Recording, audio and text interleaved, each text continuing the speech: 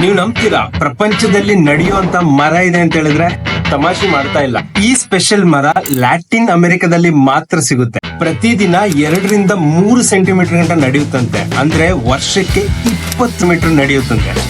ಇದ್ರ ಹೆಸರು ಸಾಕ್ರೇಟಿಯಾ ಎಕ್ಸೋರೈಸಾ, walking palm tree ಅಂತಾನೂ ಕರೀತಾರೆ. 15 ರಿಂದ 20 ಅಡಿ ಉದ್ದ ಇರೋ ಈ ಮರ 16 ಸೆಂಟಿಮೀಟರ್ ನಷ್ಟು ಅಗಲ ಇರ್ತದೆ. ಎಲ್ಲಾ ಮರಗಳ ಬೇರು ಭೂಮಿಯ ಒಳಗೆ ಬೆಳೆದ್ರೆ ಈ ಮರದ ಬೇರು ಭೂಮಿಯ ಮೇಲೆ ಬೆಳೆಯುತ್ತಂತೆ.